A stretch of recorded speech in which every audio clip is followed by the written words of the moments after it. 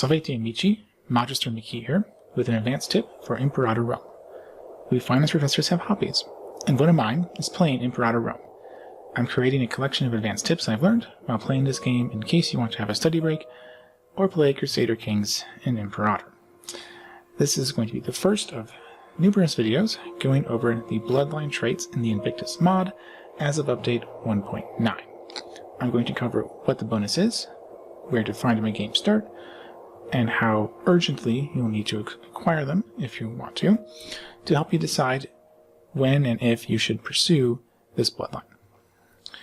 In this video, I'm going to cover the bloodlines of the Diadochi. These ones exist in vanilla, but Invictus makes some changes. They're inherited through the matrilineal line, as well as the patrilineal line, so they're not the same as in vanilla. First up is the bloodline found in Thrace, the Alchemikid, the ruling family, and this one gives 5% local attacks to governors and 10% heavy infantry offense to commanders. So a decent bonus to your ruler or other governors for extra money. And if you have heavy infantry in your culture, which of course the Hellenistic group does, 15% heavy infantry, then this improves your combat. If you don't have heavy infantry in your levies, you're not going to be using heavy infantry that much, and therefore less valuable. So you would modify how valuable that combat bonus is based on how much you're actually going to use that specific unit. So Thrace tends to survive a reasonably long period of time, so typically not a huge rush to get this, and bonuses are somewhat decent and not time sensitive. Next is the Antigonid bloodline, found in the Antigonid kingdom, with their ruling family. And this one gives 10% heavy cavalry offense for commanders and 0.02 aggressive expansion decay for rulers. Now, commander bonus is situational based on your culture. Again, Macedonian has lots of heavy cavalry, 35%. The ruler bonus, however, is great for everyone. Anything that reduces aggressive expansion is really nice because that is a huge restriction on your ability to expand.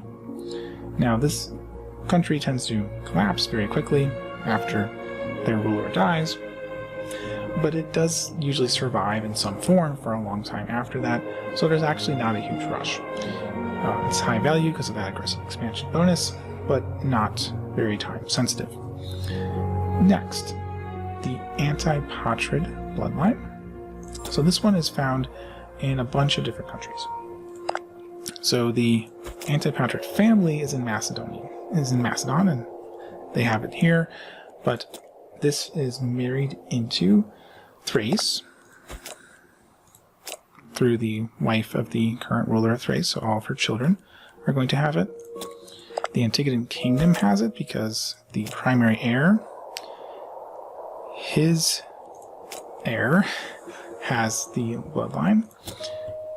Over in Egypt, Ptolemy, a few of his children have it. Let's see if I can find one. Yes, so a few of his children have the blood of Antipatrid too. So it's all over the place. It's very hard to avoid if you get any of the Diadochi bloodlines. And this one gives -5 loyalty to every character who has it. One of the very rare penalties for bloodlines. It gives 10% off heavy cavalry offense for commanders and 10% reduction in build cost and 0.05 legitimacy for the rulers. The loyalty penalty is pretty painful.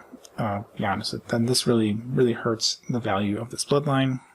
Cavalry bonus is of course situational.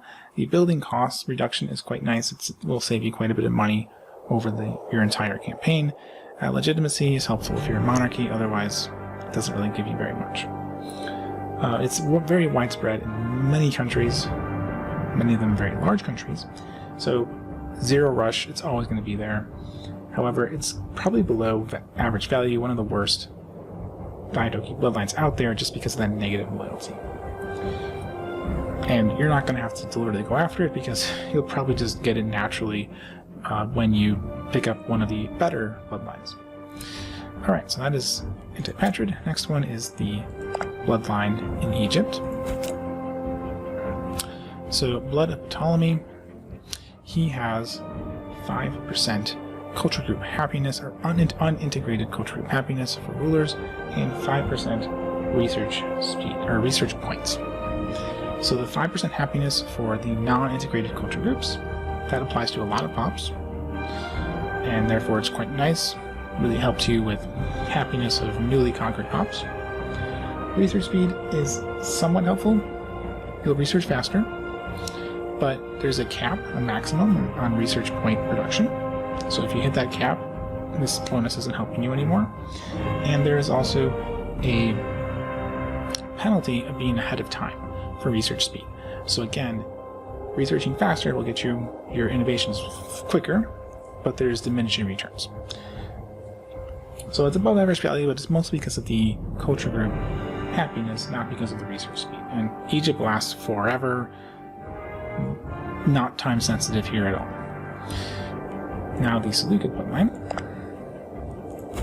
in their ruling family, Blood of Seleukid, you get 5% War Elephant Discipline for commanders and 0.05 provincial loyalty. Now, funnily enough, Macedonians don't have elephants in their levy, but if you do have elephants in your levy, this adds some combat power. You also get 0.05 monthly provincial loyalty. This is a really good bonus and definitely worth picking up even if you don't use elephants, because this will really help a lot in maintaining loyalty when you conquer new provinces. This kingdom does tend to survive, however, do be careful because the Parthia revolt event results in a very large country trying to eat this empire and a civil war at the same time. Usually this bloodline will survive in some form, but not 100% of the time. So very high value and often not time sensitive. Now, for the very last bloodline of Alexander the Great. The Argead bloodline is rare. It's only found with a few characters in Macedon and Epirus.